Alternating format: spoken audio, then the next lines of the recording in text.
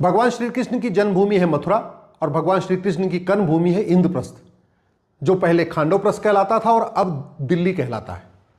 और दिल्ली और मथुरा यानी भगवान श्री कृष्ण की जन्मभूमि और कर्म भूमि के बीच में जेवर स्थान है, जहां पे भारत का सबसे बड़ा एयरपोर्ट बन रहा है। भारत में जितने भी एयरपोर्ट हैं, सबसे बड़ा एयरपोर्ट ये जेवर एयरपोर्ट बनेगा। सबसे ज़्यादा टर्मिनल भी यहीं होंगे, सबसे ज़्यादा रनवे भी यहीं होंगे, सबसे ज़्यादा यात्री भी यहीं आएंगे, सबसे ज़्यादा भारत का दर्शन करने वाले भी जेवर आने वाले हैं। इसलिए मैं माननीय प्रधानमंत्री से हाथ जोड़ के निवेदन कर रहा हूं, जेवर एयरपोर्ट का नाम भगवान कृष्ण के नाम पे रखिए, योगेश्वर श्री कृष्ण इंटरनेशनल एयरपोर्ट रखिए। पूरी दुनिया में भगवान श्री कृष्ण को लोग पूजा करते हैं, पूरी दुनिया में भगवत गीता पढ़ी जाती है, पूरी दुनिया में भगवान श्री कृष्ण के मानने वाले हैं, पूरी दुनिया में जन्माष्टमी मनाई जाती है। इसलिए जेवर एयरपोर्ट का नाम जेवर एयरपोर्ट या नोएडा एयरपोर्ट रखने की बजाय सबसे सर्वोत्तम तरीका यह है इस एयरपोर्ट का नाम योगेश्वर श्री कृष्ण एयरपोर्ट रखा जाए। एक मेरा आग्रह और भी है, जब ये भारत का संविधान बना था, इसमें भगवान श्री कृष्ण की फोटो थी, वो अर्जुन को उपदेश दे रहे थे।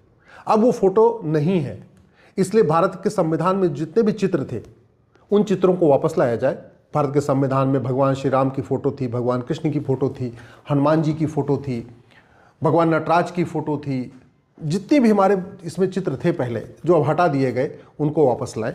और तीसरा माननीय प्रधानमंत्री से आग्रह है, भगवत गीता कोई मजहबी किताब नहीं है, भगवत गीता कोई रिलीजियस बुक नहीं है।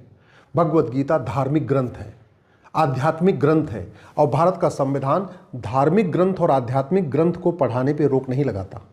आर्टिकल 28 में लिखा हुआ है कि कोई रिलीजियस टीचिंग नहीं होगी सरकारी स्कूलों में, सरकार के द्वारा मान्यता प्राप्त स्कूल में।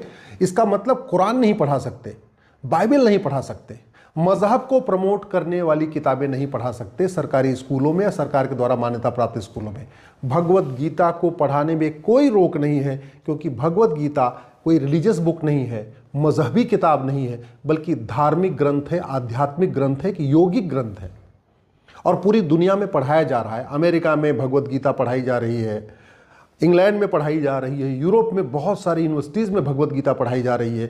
दुर्भाग्य यह है कि भारत में भगवत गीता को नहीं पढ़ाया जा रहा है, और वो इसलिए नहीं पढ़ाया जा रहा है कि हमें लगता है कि जो आर्टिकल 28 कहता है कि रिलीजियस किताब नहीं पढ़ाना है, हमें लगता है कि भगवत गीता कोई रिलीजियस किताब है। भगवत गीता रिलीजियस किताब नहीं है।